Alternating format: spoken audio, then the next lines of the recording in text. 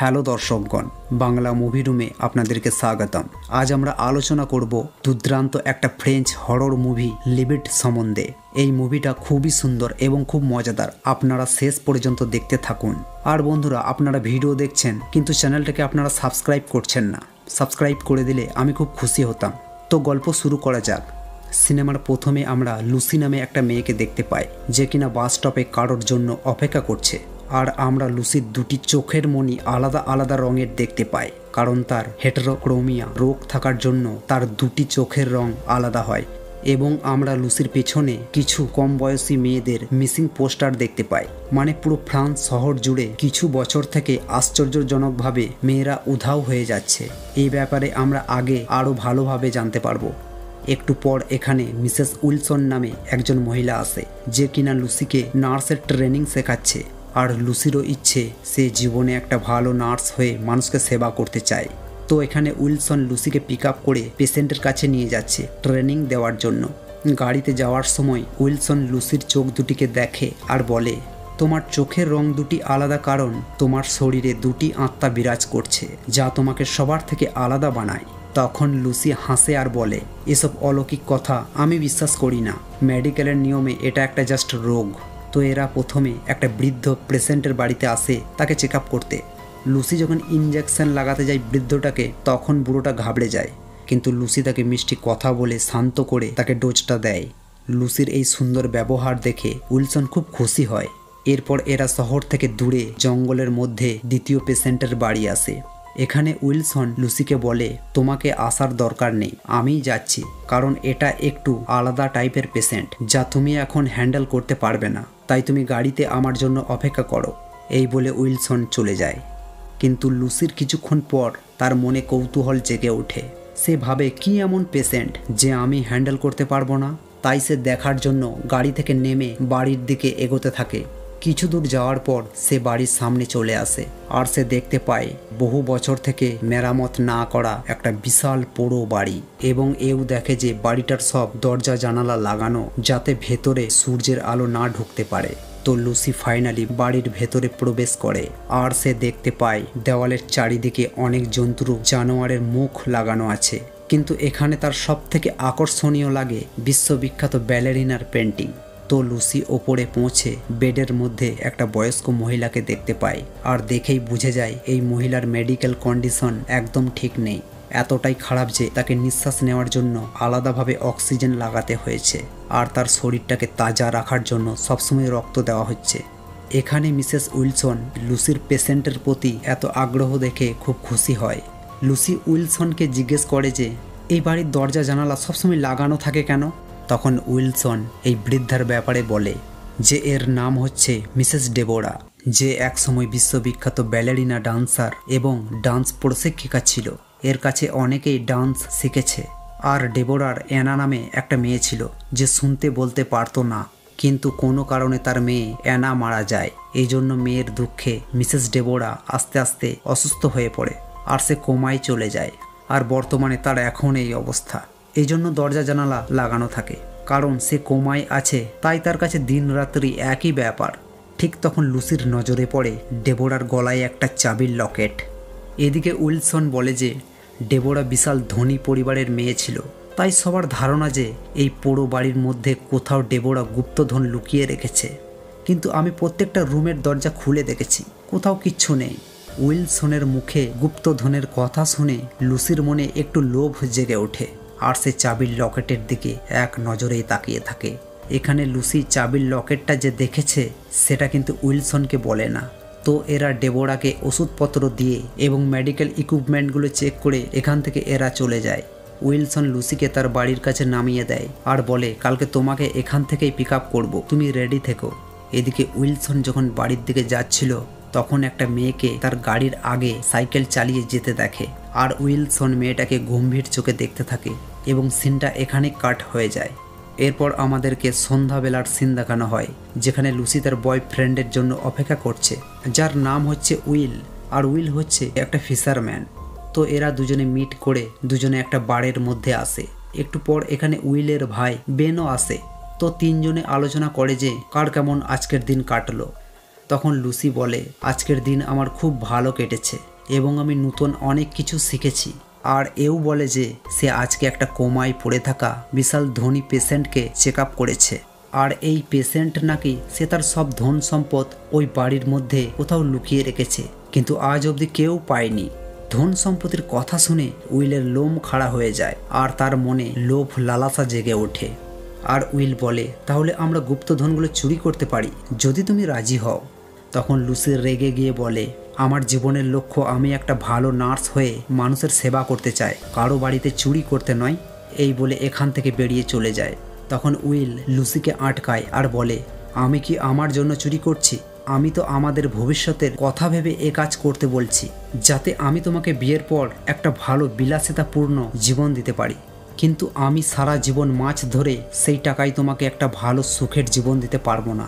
কিন্তু লুসি উইলের কোনো কথাই শোনে না আর সে এখান থেকে চলে যায়। এদিকে আমরা দেখতে পাই যে মেয়েটা সকালে সাইকেল নিয়ে যাচ্ছিল, তার মার্ডার হয়ে গেছে। আর এই মার্ডার অন্য কেউ করেনি, করেছে আমাদের মিসেস উইলসন। হ্যাঁ, একদম ঠিক শুনেছেন। এখানে উইলসন মেয়েটাকে মেরে তার শরীর থেকে রক্তগুলো বার করে একটা ব্লাড ব্যাগের মধ্যে ভরছে। আর কেন ভরছে আমরা একটু পর জানতে পারবো। এরপর আমরা দেখতে পাই লুসি বাড়িতে এসে দেখে যে তার বাবা অন্য একটা মেয়ের সাথে ফোনে কথা বলছে। আসলে লুসির মা কিছু মাস আগে মারা গেছে আর এরই মধ্যে তার বাবা অন্য একটা মহিলার সাথে সম্পর্ক করে ফেলেছে। তার বাবার এমন চরিত্র দেখে লুসির খুব রাগ হয়। এখানে লুসির বাবা বুঝে নেয় যে আমার মেয়ে আমাকে অন্য চোখে দেখছে, তাই সে তার মেয়ের কাছে আসে আর বলে, তোমার মায়ের জায়গা অন্য কেউ নিতে পারবে না আমি জানি, কিন্তু যাকে আমি ফোন করছিলাম সে একটা ভালো মহিলা এবং তোমারও খুব নাম করে সে। এই বলে তার বাবা এখান থেকে চলে যায়। আর লুসি তার মায়ের কথা ভাবতে লাগে, কারণ সে তার মাকে খুব ভালোবাসতো। কিন্তু তার মা মারা যাওয়ার পর সে একদম ভেতর থেকে ভেঙে পড়েছে। তাই সে ডিসাইড করে যে ডেবোরার বাড়িতে চুরি করবে এবং চুরি করার পর এই বাড়ি ছেড়ে তার বয়ফ্রেন্ডের সাথে অন্য কোথাও গিয়ে থাকবে। তো লুসি অনেক চিন্তা ভাবনা করে তার বয়ফ্রেন্ডকে ফোন করে আর বলে, আমি এ কাজ করতে রাজি আছি। একটু পর লুসি, উইল এবং বেন তিনজন মিলে চুরি করার প্ল্যান বানায়। আর এরা ডিসাইড করে যে আমরা বাড়ির মধ্যে কোনো কিছু ভাঙাভাঙি না করেই জাস্ট শুধু আসল জিনিসটা বার করব। তো এরা জঙ্গলের রাস্তা দিয়ে ডেবোরার বাড়ির কাছে চলে আসে আর গাড়িটা একটু দূরে রেখে তিনজনে পায়ে হেঁটে এগোতে থাকে বাড়ির দিকে। যাওয়ার সময় এরা আজব ধরনের একটা আলোর ফ্লেম দেখতে পায়। তখন লুসি ফ্লেমটাকে ছোঁয়ার চেষ্টা করে, কিন্তু ফ্লেমটা অটোমেটিক মিলিয়ে যায়। কিন্তু এত ধ্যান না দিয়ে তিনজনে বাড়ির দরজার সামনে চলে আসে আর দেখে যে বাড়ির প্রত্যেকটা দরজা ভেতর থেকে বন্ধ করা আছে। তাই অনেক খোঁজাখুঁজির পর এরা একটা বেসমেন্টের ভাঙা জানালা পায় আর এই জানালা দিয়ে তিনজনে বাড়ির ভেতরে প্রবেশ করে এবং এরা বাড়ির বেসমেন্টের প্রত্যেকটা রুম চেক করে দেখতে থাকে। এখানে অনেক বহু বছর আগেকার পুরাতন জিনিসপত্র দেখতে পায়, কিন্তু কোথাও কোনো ধন সম্পদের হদিস পায় না।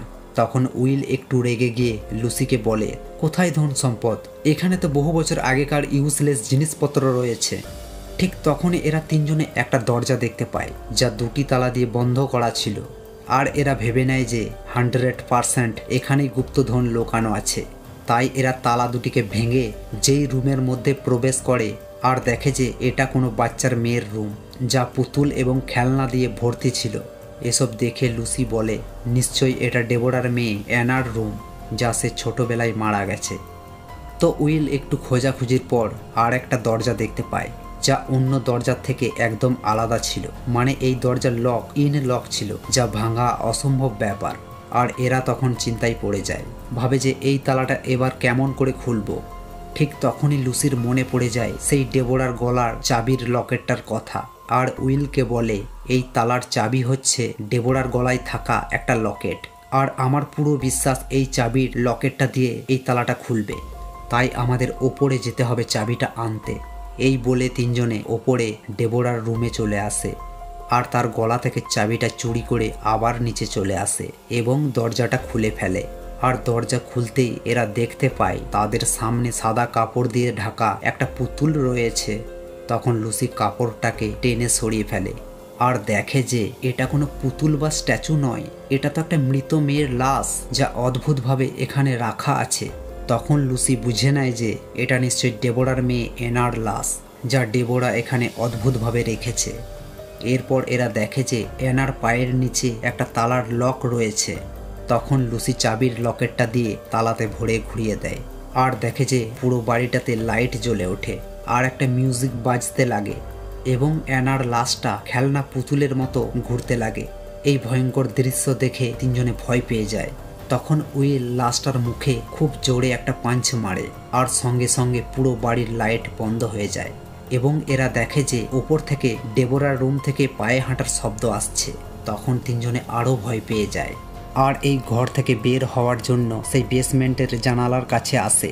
কিন্তু অবাক ব্যাপার, এই জানালাটা বাইরের দিক থেকে কেউ লক করে দিয়েছে, এই জন্য এরা আর বের হতে পারে না। এরপর এরা ডেবোরার রুমে আসে আর দেখে যে ডেবোরা তার বিছানাতে নেই। আর আমরা দেখতে পাই তিনজনে এই বাড়ির মধ্যে ভালো রকম ফেঁসে গেছে এবং সময় যত বাড়তে থাকে তত এদের ভয়ও বাড়তে থাকে। এখানে বেন লুসি এবং উইলের থেকে একটু দূরে চলে যায় আর সে একটা আয়নার দিকে আকর্ষিত হয়ে যায় এবং আয়নাতে ডেবোরাকে দেখতে পায়। বেন আয়নার কাছে যেতেই সে অদ্ভুতভাবে আয়নার ভেতরে ঢুকে যায় আর সে আলাদা একটা ঘরের মধ্যে পৌঁছে যায়। বেন অবাক হয়ে যায় আর ভাবে, আমি এই ঘরের মধ্যে এলাম কিভাবে? আর এও দেখে যে এই ঘরের মধ্যে না আছে কোনো দরজা, না আছে কোনো জানালা। একটু পর বেন এই ঘরের মধ্যে কিছু মেয়েদেরকে দেখতে পায় যা তারা অদ্ভুত ধরনের ডান্স করতে করতে বেনের ওপর হাতুড়ি দিয়ে অ্যাটাক করে দেয়। বেন চিৎকার করতে থাকে আর মেয়েগুলো বেনকে ততক্ষণ হাতুড়ি দিয়ে মারতে থাকে যতক্ষণ না তার জীবন বেরোচ্ছে।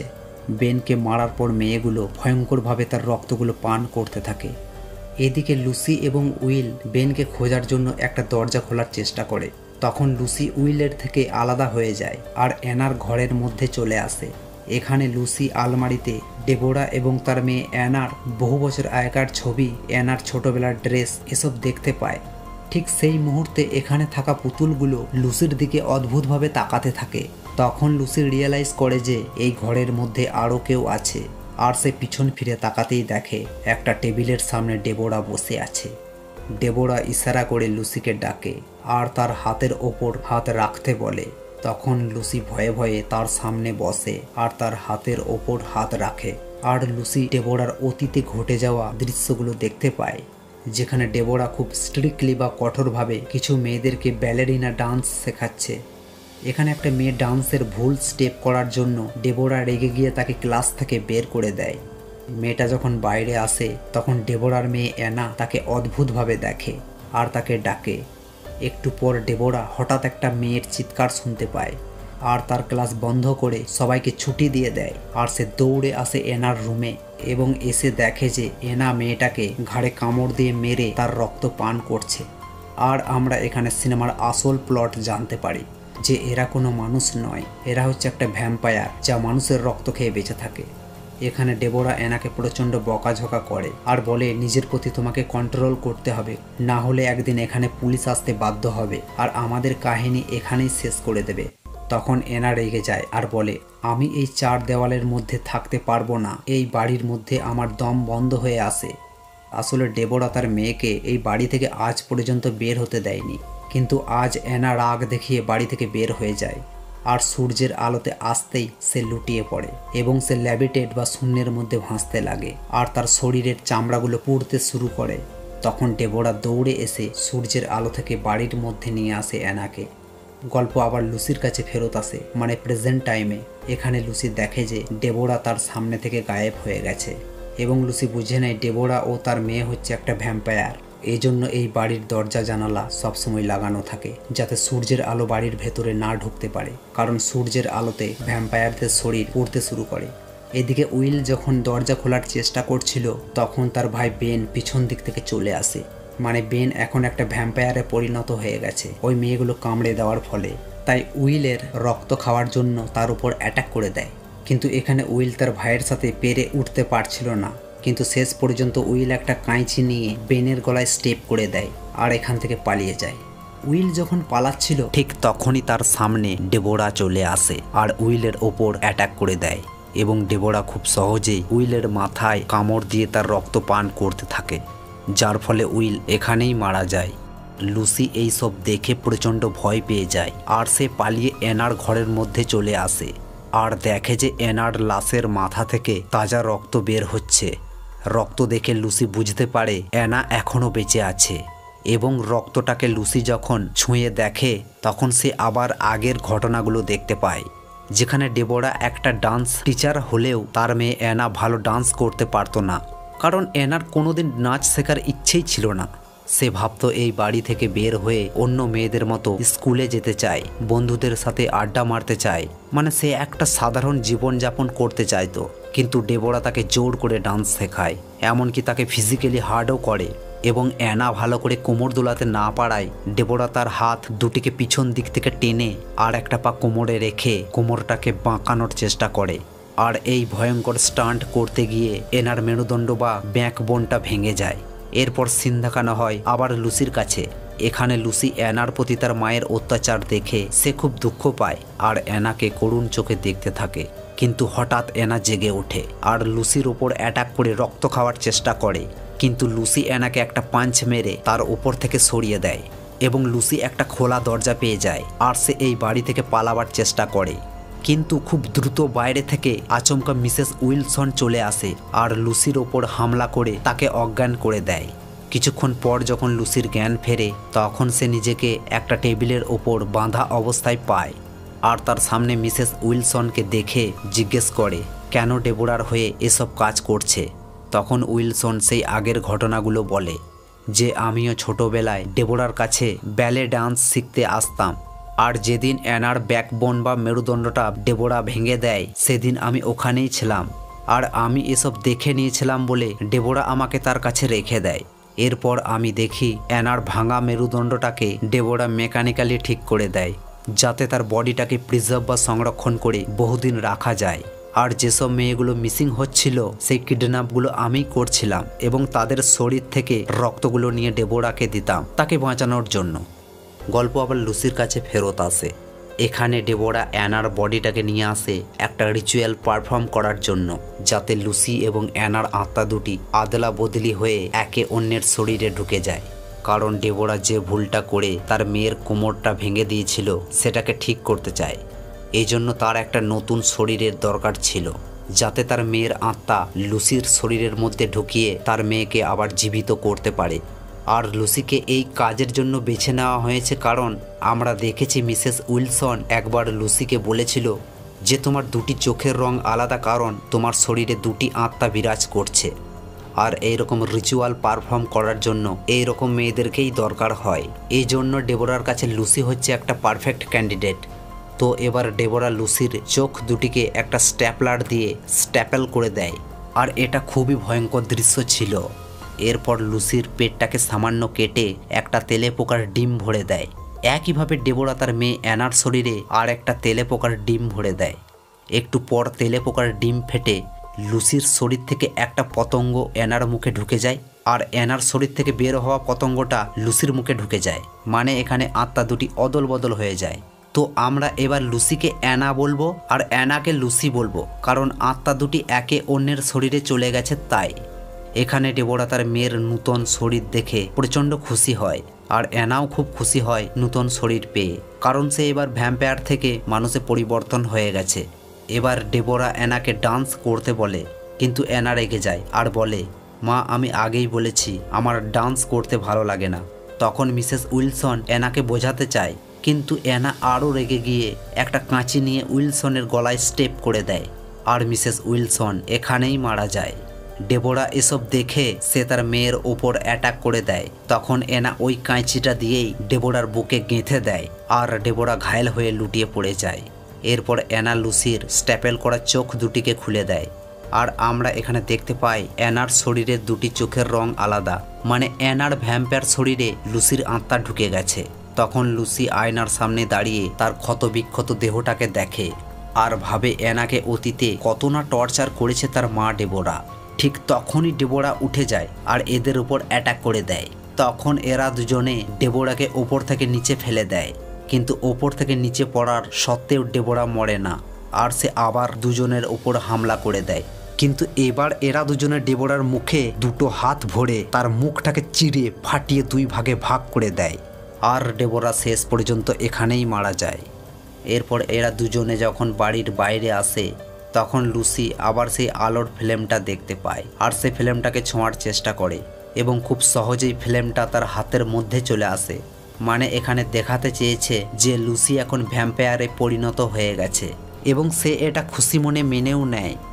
একটু পর এরা বাড়ির মধ্যে এসে একে অপরের সুখ দুঃখের কথা বলতে লাগে। পরদিন সকালবেলা এরা দুজনে বাড়ি থেকে বের হয়। এখানে কিন্তু অ্যানা সূর্যের আলোতে আর সে পড়ে না, মানে সে একটা এখন মানুষে পরিণত হয়ে গেছে। তো অ্যানা লুসিকে একটা পাহাড়ের ওপরে নিয়ে আসে। আসলে লুসি রাতে অনেক চিন্তা ভাবনা করে দেখেছে যে তার বয়ফ্রেন্ড এখন আর পৃথিবীতে নেই আর তার মা তাকে ছেড়ে চলে গেছে এবং তার বাবা এখন অন্য মহিলার প্রেমে পাগল। এদিকে অ্যানাকে তার মা ঘরের মধ্যে আটকে রেখে জোর করে ডান্স শেখাতো আর না পারলে তাকে টর্চার করত। কিন্তু অ্যানার কোনোদিন নাচ শেখার ইচ্ছেই ছিল না। সে চাইতো অন্য মেয়েদের মতো সাধারণ জীবনযাপন করতে। এই জন্য লুসি তার শরীর অ্যানাকে দিয়ে দেয় তার এই দুঃখ কষ্ট দেখে, যাতে সে আর 10টা মেয়ের মতো সাধারণ জীবনযাপন করতে পারে।